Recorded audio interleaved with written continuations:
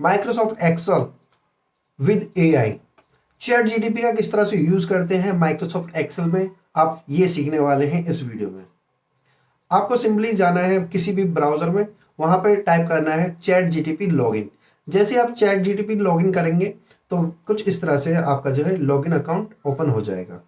Okay, और यदि आप एक बिगनर है, एक्सेल बिगनर है और आपको कुछ भी फॉर्मूला फंक्शन नहीं आता, तो डोंट वरी, आप चैट जीटीपी से काम अपना करवा सकते हैं।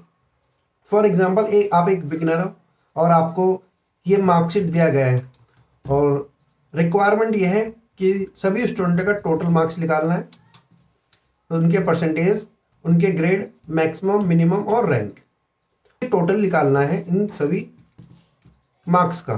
तो मेरा जो स्टार्टिंग पॉइंट है वो C2 से G2 तक है।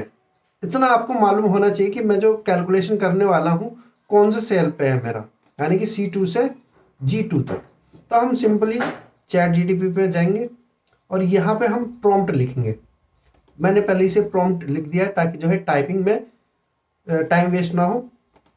तो मैंने यहाँ पे लिख दिया give me total C2 G2, यानी कि हमने एक रेंज दिया है एक्सेल का।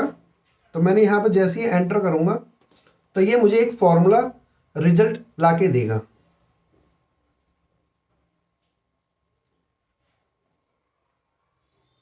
ये सम का फॉर्मूला इसने जो है रिजल्ट लाके दे दिया है मुझको। जस्ट मैं इसे कॉपी करूंगा और अपने एक्सेल शीट पे जाऊंगा और यहाँ पे जो है पेस्ट कर दूंगा, एंटर। तो आप देख सकते हो मेरा जो है टोटल मार्क्स यहाँ पे आ चुका है। जस्ट सिंपल ड्रैग कर दूंगा मैं इस फॉर्मूले को, तो इसने जो है सभी का टोटल मुझे लाके दे दिया है। सबसे पहले हमें ये देखना है कि हमारा टोटल मार्क्स कितना है, किस सेल में है। तो H2 के सेल पे है, ठीक है। हमें रिजल्ट कहाँ पे चाहिए, I2 पे चाहिए। तो मैं चैट जीटीपी से इतना कहूंगा कि H2 पे मेरा टोटल है और मेरा जो ओवरऑल टोटल है वो 500 है, तो मुझे एक परसेंटेज वैल्यू लाके दे दो। तो यहाँ पे मैंने प्रॉम्प्ट लिखा हुआ है पहले से ही, give me a percentage in cell H2 have a scoring marks and total marks is 500। अब मैं इसको कॉपी करूंगा और चैट जीटीपी पे जाके पेस्ट कर दूंगा। आप यहाँ पे टाइप भी कर सकते हो, गिव मी फॉर्मूला। जस्ट मैंने यहाँ पे जो है एंटर कर दिया। अब ये मुझे जो भी फॉर्मूला लाके देगा यहाँ से मैं कॉपी करूंगा और अपने एक्सेल सीट पे जाकर पेस्ट कर दूंगा। तो इसने मुझे ये फॉर्मूला लाके दे दिया है। जस्ट मैं इसे कॉपी करता हूँ और अपने एक्सेल सीट पे जाकर पेस्ट कर देता हूँ, सीधा मैजिक।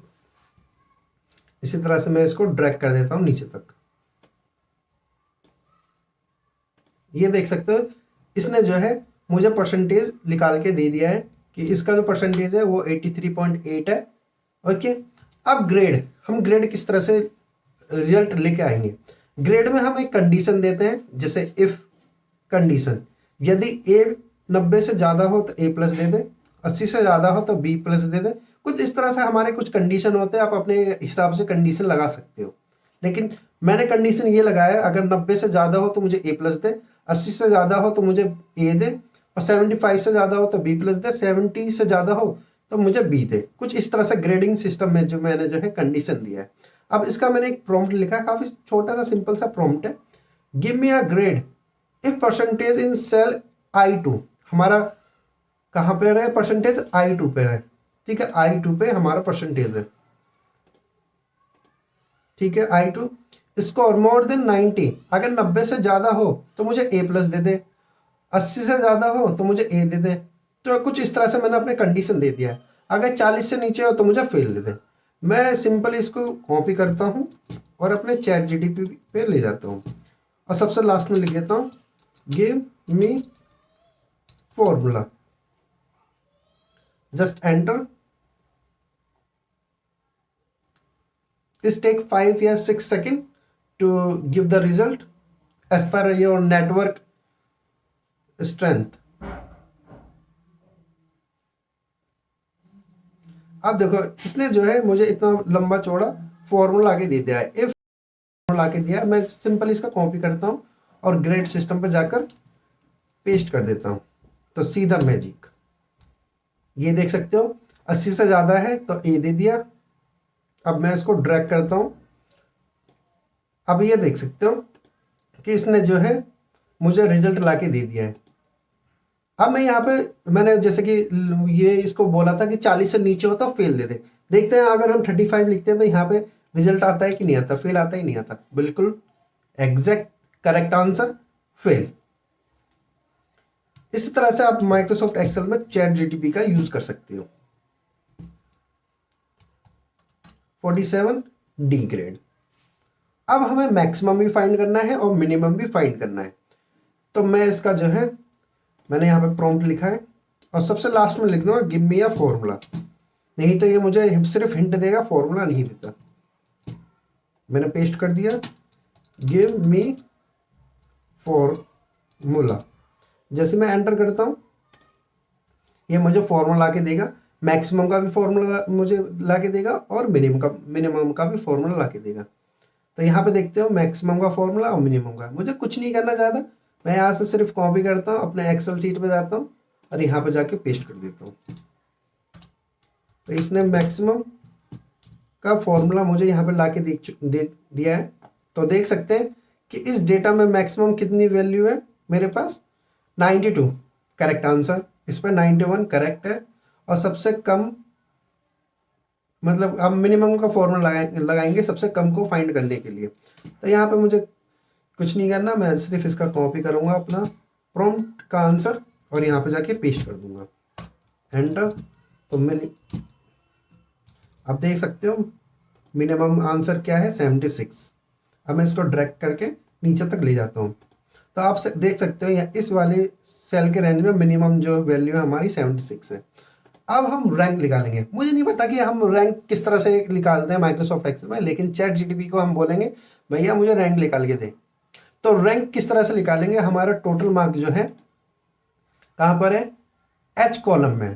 तो हम इससे कहेंगे कि हमारा जो रेंज है वो एच कॉलम में है और मुझे उसके बेसिस पे रैंक निकाल के दे। जिसके हाईएस्ट वैल्यू है उसको 1 रैंक पे दे, उससे लो ग्रेड पे जो है उसको 2, इससे 3, इसी तरह से 1 2 3 4 5 6 7 तक। तो हम सिंपल जाएंगे अपने प्रॉम्प्ट को यहाँ से कॉपी करेंगे give me a range on the basis of the total student scoring, total score is in H column, और इसको हम जाएंगे यहाँ पे पेस्ट कर देंगे एंटर। तो ये मुझे फॉर्मूला ला के देगा और इसको जस्ट मुझे कॉपी और पेस्ट करना है अपने। तो सिंपल मुझे क्या करना है, इसको मुझे कॉपी करना है यहाँ से और अपने एक्सेल शीट पे जाकर पेस्ट कर देना है। जैसे मैं एंटर करता हूँ तो आप देख सकते हो इसने मुझको जो है रैंक ला के दे दिया। क्या फॉर्मूला लगाया है रैंक S2, ये पूरा कॉलम का रेंज दे दिया है उसने। ये फॉर्मूला जो है ऑटोमेटिकली फॉर्मूला यहाँ पे ला के दे दिया है। अब मैं इसको ड्रैग करता हूँ। अब मैं देखता हूँ कि ये जो 1 रैंक है तो इसकी हाईएस्ट वैल्यू है या नहीं है। तो क्या है 461 है, यानी कि ये फर्स्ट रैंक पे 461 से ज़्यादा कोई है इस रेंज में नहीं है। अगर मैं यहाँ पे 462 करता हूँ तो ये जो है सेकंड हो जाएगा और फर्स्ट ऊपर वाला हो जाएगा।